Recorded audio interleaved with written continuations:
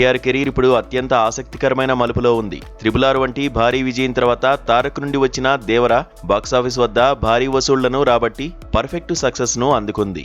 అయితే భారీ అంచనాల మధ్య బాలీవుడ్ లో చేసిన వార్ 2 మాత్రం ప్రేక్షకులను ఆశించిన స్థాయిలో మెప్పించలేకపోయింది.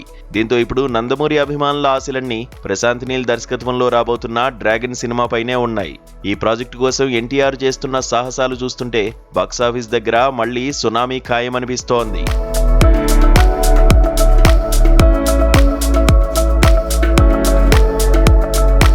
ఒక విజయం, ఒక అపజయం తర్వాత హీరోలు మరింత జాగ్రత్తగా అడుగులు వేయడం సహజంగా జరిగేది.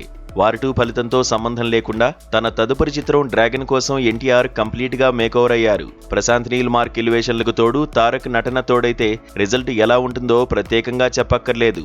అందుకే ఈ సినిమాను కేవలం హిట్ అనిపించుకోవడమే కాకుండా ఇండియన్ సినిమా రికార్డులను తిరగరాయాలనే పట్టుదలతో తారక్ ఉన్నారు. ఈ సినిమా కోసం ఎన్టీఆర్ ఇప్పటికే దాదాపు 15 కేజీలకు పైగా బరువు తగ్గారు. తన బాడీని పూర్తిగా సన్నగా మార్చేసి మునుపెన్నడూ చూడని లుక్లో షాక్ ఇచ్చారు. ఆ స్లిమ్ లుక్ చూసి అభిమానులు ఆందోళన పడేంతగా ఆయన కష్టపడ్డారు. కేవలం రూపం మార్చడమే కాకుండా యాక్షన్ సీక్వెన్స్ల్లో పర్ఫెక్షన్ కోసం వేల ఏళ్ల నాటి యుద్ధ విద్య కళరియ పట్టును నేర్చుకుంటున్నారు. దీనికోసం కేరళలో ప్రత్యేకంగా శిక్షణ తీసుకుంటున్నారట.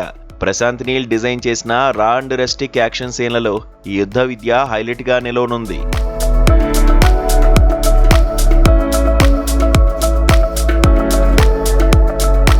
ఈ భారీ యాక్షన్ డ్రామాలో బాలీవుడ్ సీనియర్ హీరో గోవింద కీలక పాత్ర పోషిస్తున్నారని సమాచారం. ఎన్టీఆర్ కు మెంటర్గా ఆయన పాత్ర సినిమాకు పెద్ద సెట్ కాబోతోంది. మైత్రి మూవీ మేకర్స్ ఇంకా ఎన్టీఆర్ ఆర్ట్స్ సంయుక్తంగా అత్యంత భారీ బడ్జెట్తో ఈ చిత్రాన్ని నిర్మిస్తున్నాయి. రవి బసరూర్ సంగీతం, రుక్మిణి వసంత్ గ్లామర్ ఈ ప్రాజెక్టుకు అదనపు బలాన్ని ఇస్తున్నాయి. ప్రశాంత్ నీల్ తన గత చిత్రాల కంటే ఈ సినిమాను మరింత గ్రాండ్ గా తెరకెక్కిస్తున్నారు. వార్ 2 డిజాస్టర్ టాక్ తర్వాత ఎన్టీఆర్ ఫ్యాన్స్ కొంచెం నిరాశలో ఉన్నమాట వాస్తవమే. కానీ డ్రాగన్ అప్డేట్స్ చూస్తుంటే ఆ నిరాశ కాస్త భారీ అంచనాలుగా మారిపోయింది. మరి ఈ సినిమాతో తారక్ మళ్లీ సక్సెస్ ట్రాక్ ఎక్కుతారా? ప్రశాంత్ నీల్ చూపించబోయే ఆ కొత్త ప్రపంచం ఎలా ఉండబోతోంది అనేది చూడాలి.